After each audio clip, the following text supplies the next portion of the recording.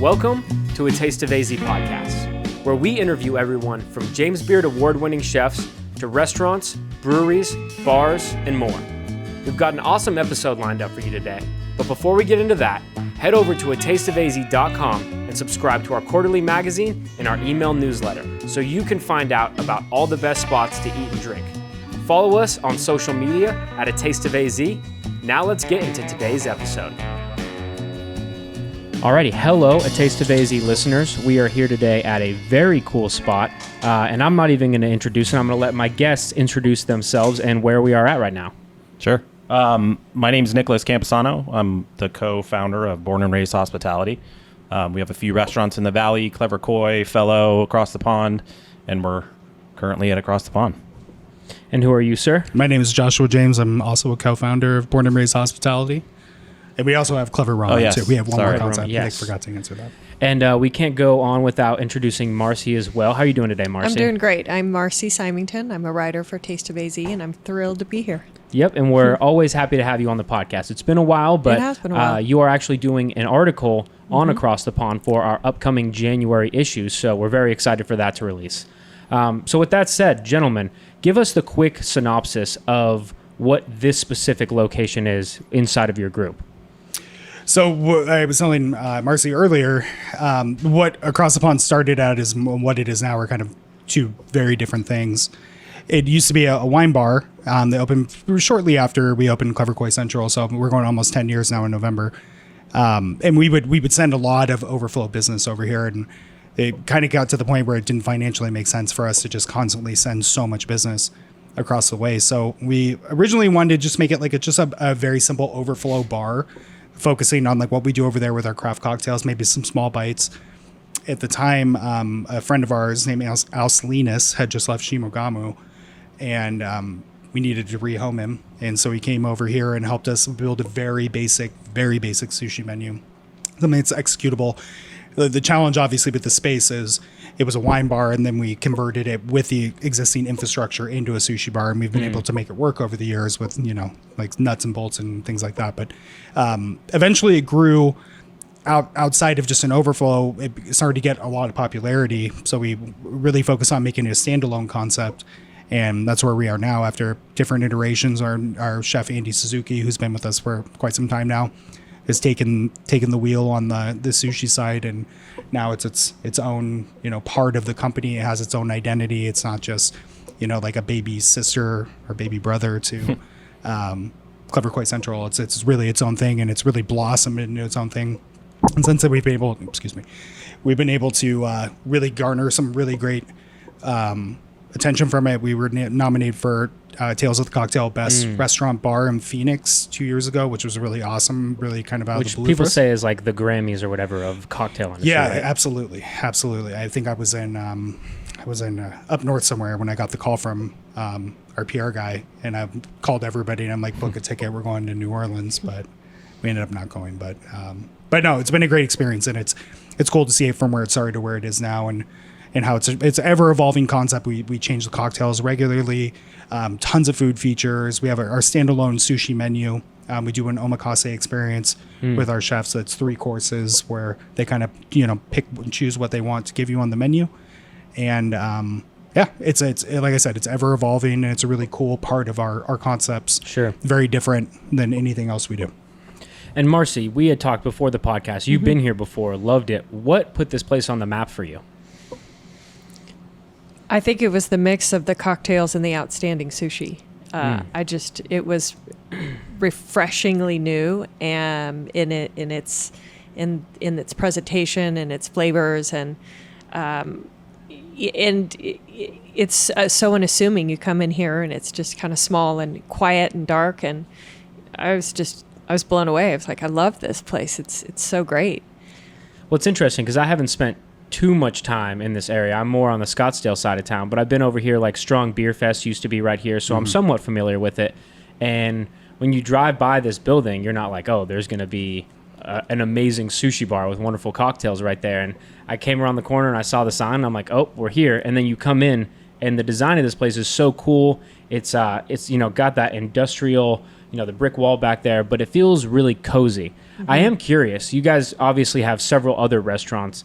This is your only sushi concept, right? Correct. What is unique about building a kitchen for a sushi restaurant compared to the other concepts you guys have done?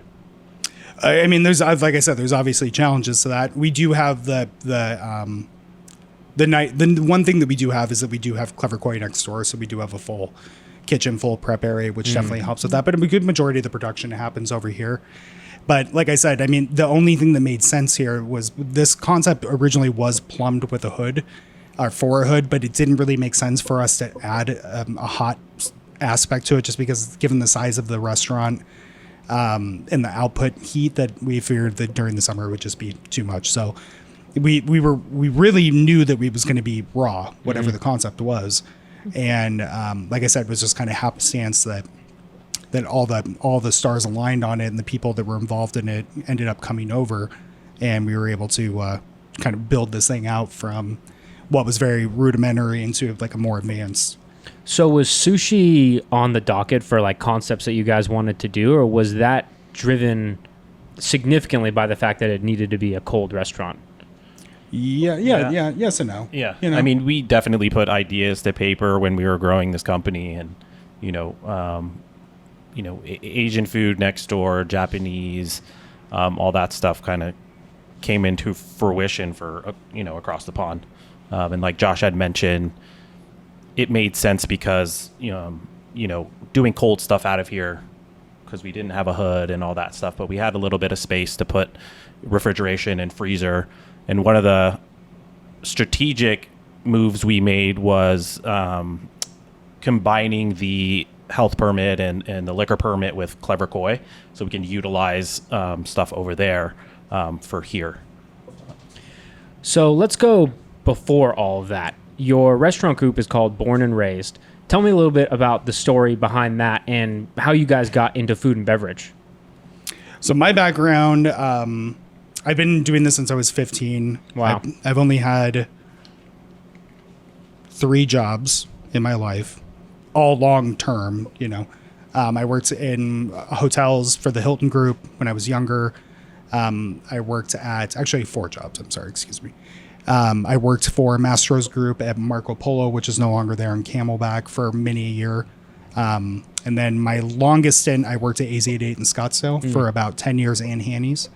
And then after that, I worked at the Parlor where I met Nick, and I ran the bar there.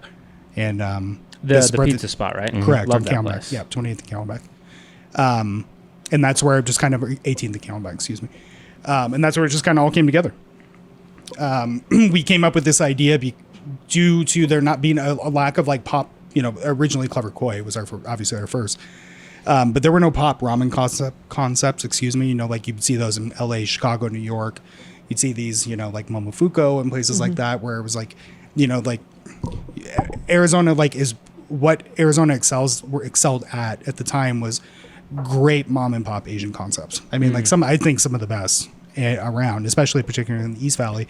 But what we were doing prior to that with craft cocktails and really trying to push that envelope forward was that we wanted built a concept where we could have something new on the food side and then also continue to push the craft of what we were doing with the cocktails. And it was very harmonious beginning, and that's where we are now. And that's kind of always been the base of all our concepts. It was like really great food, trying to be innovative where we can, paying homage to tradition where it is obviously needed and respected, but also trying to push really cocktails, and all our beverage program is a very integral part of our company. Well, it's interesting because when I think about, your average mom and pop Asian restaurant, it's changed a little bit now, but cocktails aren't the first thing that comes to mind for me. Now exactly. You have, you guys and Glybon and Lam Wong, all 3 very respected establishments specifically for their cocktails, among other things. I'm curious, what is your background? How did you get into all this? My background, I joined food and beverage when I was 15 as well. Wow. I was a busser and dishwasher at a resort in Tucson called Canyon Ranch. And then from there, I came up to ASU, and I was working in Los Angeles and going to school And at the end of my freshman year, I moved to LA and continued with hospitality in a sense. You could say entertainment as well. And then linked up with some guys up in the Bay Area and got into more of the like private party bar scene. And for me, going from, dishwasher, I mean, hospitality has always been something that drives me and I'm very passionate about.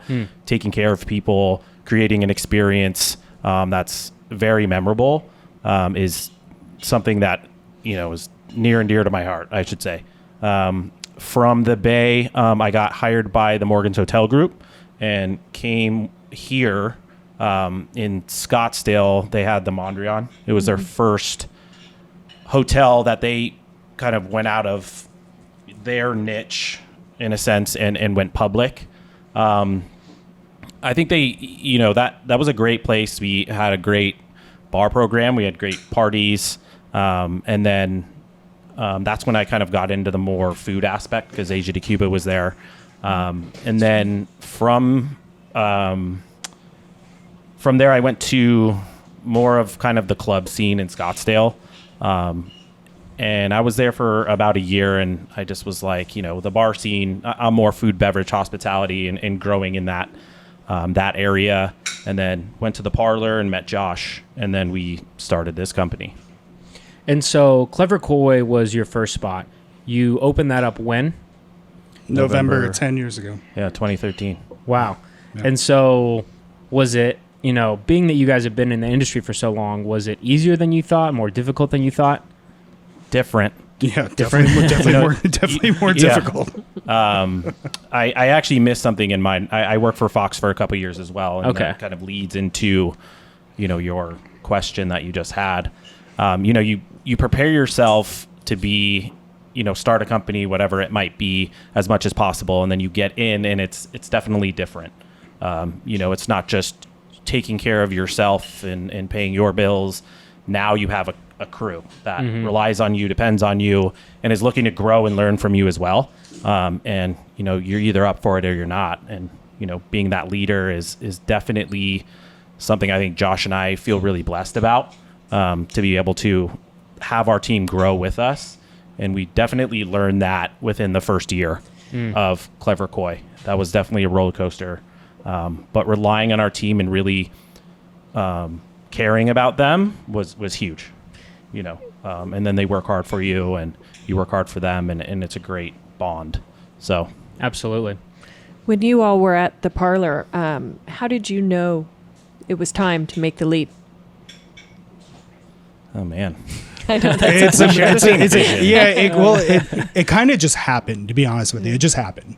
Like, my wife was working downtown at the time, and she would drive down Central, see this building was for lease. We ended up meeting the landlord, just called on it. And he was a local celebrity. His name is Howie. He's from the Howie's Furniture World, shoot down the competition guy. If you've been here for a while, people know what I'm talking about. He's larger than life. He is an interesting man. I feel like you have to be to sell furniture, right? Yeah, we love him. Yeah, he's a great guy. But he never checked our financials. He never asked for a business plan. He was just like, get me $10,000 tomorrow. At the time, actually, James Porter was trying to put a pizza place in here. And so we were up against James Porter, who definitely more well-known than we were, obviously. And I don't know, just something happened. He liked us, and we got him 10 grand. Yeah. It was kind of like a lottery, actually. He's like, I'll get back to you guys tomorrow. I have 3 people, and I'm going to choose overnight kind of thing. And, we're all kind of sitting there like, what's going to happen next? I had already know if you'd get that 10 grand back. Yeah. I had already left the parlor. So the steps were already, you got to dive in. Yeah. You have to really commit yourself to that, in your vision and what you want to do with your life, in a sense, especially when you're starting to work for yourself and having actually people come work for you. So you get that spot open. Obviously you keep it running for a bit. What comes next after that? We opened Clever Koi Gilbert in election night of 2015. Okay. So 2 years later. Yeah, 2 years later. And then we had a fire there 2 years after that, a kitchen fire. So we were closed for a good majority of COVID, which, I would say a blessing in disguise, but nobody ever wants to have a fire in the restaurant. And then after that, we opened Fellow Osteria in Scottsdale. And then actually we opened Fellow, and then a month later, The fire 2 months. happened. Yeah, the fire happened. And then we opened this. So we knocked out 2 restaurants in 2 months, because this just kind of came on the radar. It was just, we'd been in the owner's ear, like, hey, let's work something out. And then finally she was like, just take it, and here's the deal, take all the stuff. And so we opened this, and then our latest concept, we opened Clever Ramen about 2 years ago, which is our fast casual concept. And that's a succession of things. Yeah. And where is Clever Ramen? It's right next door to Fellow and Sky Song in South Scottsdale. And so what exactly is Fellow Osteria?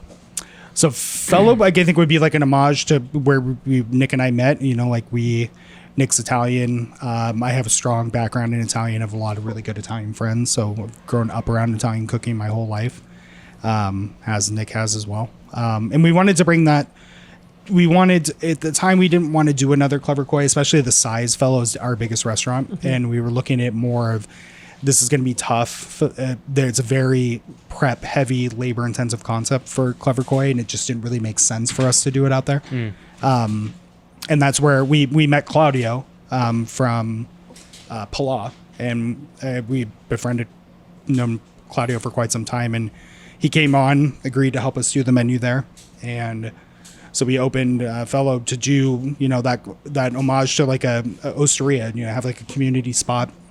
It's in the middle of essentially a corporate park, for lack of a better term, at Sky Song, which is owned by ASU. So we wanted to create like a neighborhood thing, like South Scottsdale didn't really have a ton of dining options. It has more now than it did before, but there wasn't really that there. And we felt like it was a really underserved area of the valley, and everything kind of worked out. And it's got a beautiful 5,000 square foot garden out front, which we utilize, and really amazing patio, high ceilings. It's really, architecturally really beautiful It is space. a beautiful space. Yeah, I've you should go actually by not and been look there at it. before. Yeah. I definitely Yeah, have it's really to. it's Very really cool.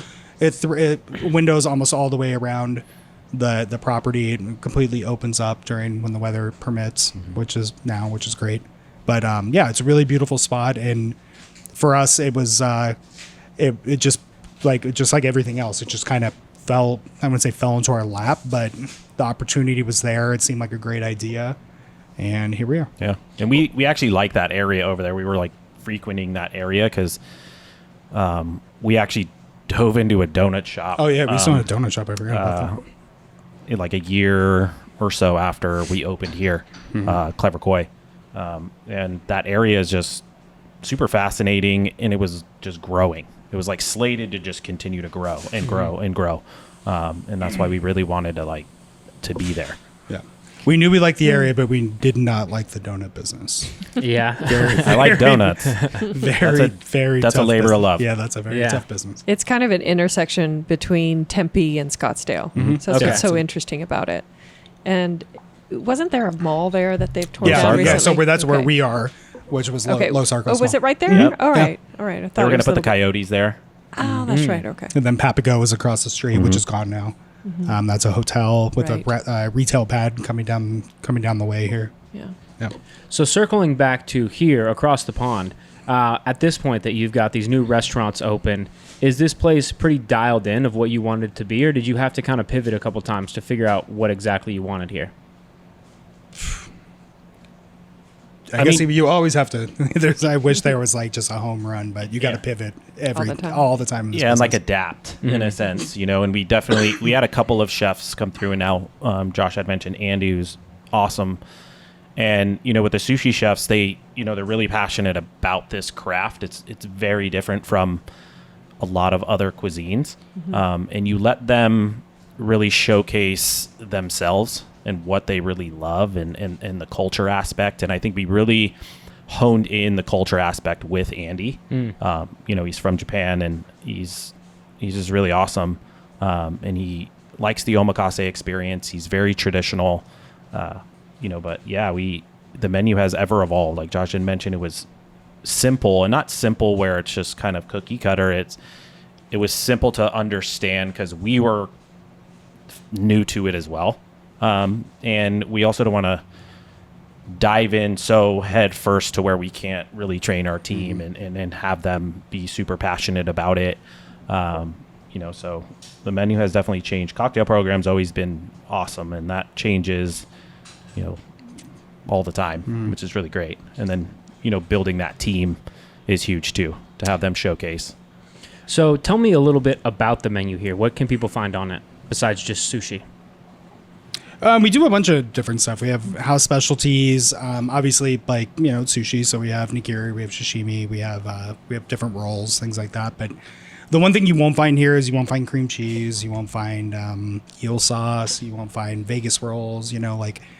And it's never been that way, and it never will be that way. And that's always been the point of it.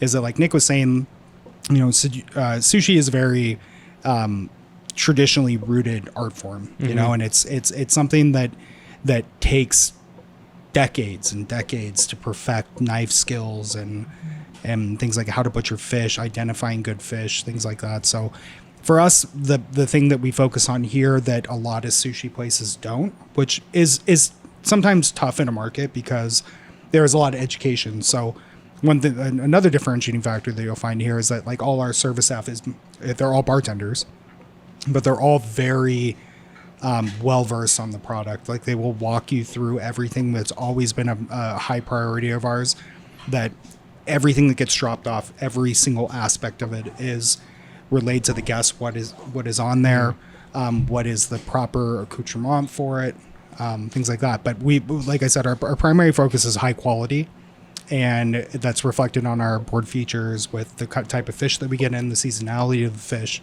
not just buying fish just to buy fish. So we often, even though we have things in print, if it is not the right time to buy it, we just don't buy it. But yeah, our main focus here versus, I'm not going to say all places, because there are plenty of amazing sushi places in the Greater Valley, but our biggest focus is quality. I'm curious. So you touched on how it takes so long to become, a master of the craft of sushi. Are there, with that, I feel like consumers, myself included, there's a lot of information that we maybe don't know. Is there things that you have to educate visitors on a lot to show them, maybe this is what you thought sushi was, here's our take on it, or why, you choose a certain fish? Yeah, I think certain fish complement certain things, and I think it's more about, like, the preparation and really, like I said, like the pieces that go with it. It's like, we don't just give you a piece of like, for example, we have something that's different than most places don't serve. We have a salmon that we cure in coffee, and every little thing that goes on it, and it's a really amazing dish. It's very delicate. Surprisingly, you think it would be really robust with the coffee, but it's a really beautiful dish.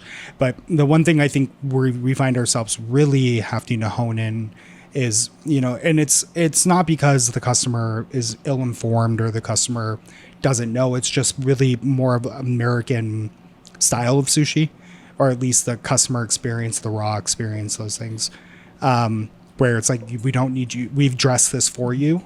Like, we're happy to give you soy, but we ask that at least you try it without it. And go from there. So, like, we try to tailor those experiences to at least be like, you don't have, by all means, if you want to have soy, nobody's going to turn their nose at you and tell you can't. But we try to articulate to the guests that we've prepared it this way so you can be enjoyed this way. This is a one bite thing where you don't need to just pound it in soy. Like, our soy, we barrel age with a variety of mushrooms and kombu and stuff. So it's really robust. It's cool. And it's awesome, and it's very different than what a lot of people do and put on the table, where they just give you, like, cheap, like, kikkoman or whatever. So we try to walk the guests through that and let them know that these things are prepared as such for that reason. It's like a fine dining experience where your plate arrives and it's perfectly seasoned, and you don't see the salt and pepper on the table, but if you it's meant to be enjoyed that way. Right. Yeah. I don't think I'll ever open a restaurant, but if I do, my concept is called spoonfuls, and it's like spoons where it's perfectly prepared, like you're saying, where you just eat the one spoon and that's it. I don't know if that's a very good idea, but it's definitely one that I've had at some point. It's like a flight. It's like a beer Exactly. flight, but it's a spoon flight. Exactly. It's like sushi, but beyond, in terms of the serving size and whatnot. Yeah. But we don't need to get into that now. Let's get a quick break in, and then we'll talk about the cocktail side of things. Cool. Okay, so we talked through kind of your philosophy on food. What is your philosophy on the cocktail side of things? Philosophy on the cocktail side. So we have here, when we always have, all the concepts share like 5 cocktails that we do everywhere, because they really are like, they're bangers, for lack of a better term, and they're great cocktails. But with Across the Pond, like, we wanted to, it's harder, I would say, Clever Koi, Gilbert, Fellow, you have larger seating capacities. Here with a 32 seat restaurant, you really have the ability to like really take it all to the next level, just given the size, the flow of service, where it's, like, we do that next door to a certain degree, but time is a limitation, speed is a limitation. So with Across the Pond, we wanted to look at it like, okay, we can do something different. Like, where we make, for example, here we make house Midori, things like that. And we've always constantly tried to have a focus on being like ahead of the curve as far as trends on the market, and trying to set trends if we can, where we can. And that's always really been the focus, is, like, really high elevated cocktail program. And that's why we have all our service staff are bartenders, and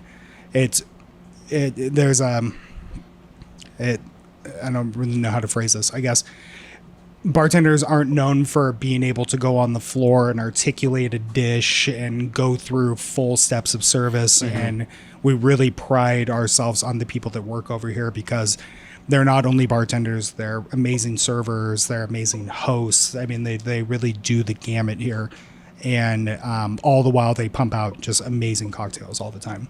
So that's really always been the focus, is like creating a bar culture that's elevated with really elevated food, sure, really elevated beverage, and try to set ourselves apart from something that we've always been known for, but take that to the next level. So what are some of your more popular cocktails, and are there any that you guys personally love on the menu? I'm sure there are. Popular cocktails, like Josh had mentioned, we have these namestays that just, have jumped from shop to shop, like the Enabler, Riding the Pine. Both of those cocktails are really innovative and really awesome, but also simple.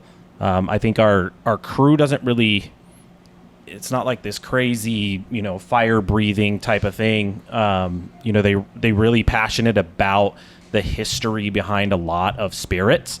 And I think that's why the combinations that they do make really stand out and are really enjoyable to guests. And then, having them work the floor and really talk about a lot of stuff, pertaining to cocktails and to food. They get to showcase that cocktail that they just created behind the bar and bring it out on stage, I could say, to the floor. And they really love doing that. They really love creating, and, like Josh said, we make our own Midori in-house, vermouth in-house, a lot of stuff. And, it's just really awesome. It's really hard to like narrow down. It's kind of like a feeling. Sure. For me to, coming from that like bar party scene, there's a lot of sugar, there's a lot of like processed, mixers and things like that. Sure. And here, and even going to the parlor, you really get into that, the craft behind even juicing, even garnishes, and one cocktail that I love is, Josh's actually his pina colada. It's I don't know, I just can't really like describe it. It's amazing. Coco Lopez. But then we did coconut cream, and it's delicious. But also the classics here are awesome. Old fashioned, a lot of people see the sugar cube in the bitters, and then the orange peel, and we do a demerara sugar syrup here, and I just think those little things in crafted cocktails and, mixed drinks really make a difference. And when you bring on a staff that's passionate about the same thing, those minds alike just continue to grow, and you come up with so much awesome stuff. So true. The cocktail I had when I was told it had Midori in it, he said, "But it's our house-made Midori." Yeah. And because normally it's just too sugary for me, but it was wonderful. Yeah. I love the name, The Enabler, too. What is in Yeah. that one specifically? That one is Dickel 12-year whiskey, grilled lemon juice. That's an OG. That's been on the menu since day one next door. Smoked Maldon sea salt, Grade B maple syrup, specifically because Grade B is very robust. Burlesque bitters, which is like acai, like hibiscus bitters. And that's it. Shake it, serve it over a big cube, a little dehydrated, lemon and more salt. So it's like got this. It's kind of like I hate when people say riff on a classic, but it's a riff on a classic. It's basically like a very souped up whiskey sour. Yeah. Okay. But I mean, even the classics, like, a riff on a classic or whatever the case may be, I mean, that's what started everything. I think You know, you and need to it's have a paying- cocktail named a paying riff on a homage. classic. Well, you're talking about doing a That's podcast. true. You're talking That's about a doing good a idea. podcast called Riff on a Classic. Yeah. Just to rub it's it in your like- face. We'll be like the Kelsey brothers. Yeah. Yeah, absolutely. Well, so we've talked about the food here. We've talked about the drinks. Is there anything else that you guys want to share with people that they might want to expect in their experience or special events that you have going on? Yeah, I mean, like we do awesome happy hour every day for an hour. We're only open for most of the time for about 4 to 5 hours a day. Okay. Except for on the weekends, we're open until 11. But we do 20% off your tab, which is cool. So we get a lot pretty of good happy yeah, hour. Yeah, so it's we really get good. it's just straight 20% off your tab. So we get a lot of industry people, a lot of people right out of work, neighborhood people. We do the omakase now, which is really cool. So that's 3 courses that our chefs will navigate the menu. They'll also navigate the board, any special fish they get, walk you through all the process, which is a really cool user experience. Our bartenders are really well versed in being able to create pairings for those, whether that be we have a cool sake program here too. If somebody just wants to drink sake, I love sake. I'm always in the mood for a craft cocktail, so sake's good, wine's good. But yeah, I mean, like, I think overall, like, what we try to dial here more than anything is just the experience, and I think that's really, come the end of the day, like, when I go to dinner with my wife, when we get a moment away from our newborn, or he's not newborn, he's like 8 months now, but He's pretty fresh. yeah, he's fresh though. But if we get a moment to go out, babysitter comes over, a family member comes over to watch him, like, what we're looking for is the experience. I think everybody else is, like, obviously things are a little crazy across everywhere, whether it's prices, whether it's the world or whatever. So we like to look at going out to dinner as escapism, and I think that's really what we try to breed into our staff and hit home all the time, is that everybody that walks through the store is just looking to get away for a little bit and just looking to feel good about what they're doing, what they're spending, what they're eating, what they're drinking. And that's one thing that we do, try to deliver at all our concepts all the time, even in a more stable world or better situation. But it's really important to us that every guest comes in here, feels heard, gets the experience that they deserve. If they spend $5 or they spend $500, it's it's all the same. I had, when I worked at AZ88, the owner, his name's Carl Kopp. He's a German guy from Milwaukee. But one of his first concepts, he made a really lasting impression on me. He was working the door at Elsa's on the park, which is very similar to AZ88, almost a very similar concept. And a player from the Milwaukee Bucks came in, and he said, I would like that table over there. And he said, I can't give you that table over there. I've got somebody waiting for it. And he's like, well, I'm on the Bucks. And he's like, your money is no better than the woman who's waiting for that table, who's probably worked all week and just wants to sit down and have dinner. That left a really lasting impression on me as far as the hospitality side. And so we've always tried to carry that motto over, that the experience is so important to not only to the guests, but to our staff, to all the way through the community. Well, I think that is a wonderful summary of the things that you guys have going on, and I can't wait to come in and experience it for myself, because you guys have a wonderful reputation, not just throughout the Valley, but with the Tales of the Cocktail nomination now throughout the nation. So Thank you so much Yeah, both thank for you for sitting having down us. with us. Yeah. And if you want to hear more about this story, definitely subscribe to the magazine for Marcy's upcoming article, which I'm sure will be wonderful. Yes, thank you for your time. Yeah, Thank you. We guys. appreciate it. And thank This you, was Marcy, awesome. Thank for you. joining us. Always a pleasure to have you on. Cheers. Thanks. Thank you.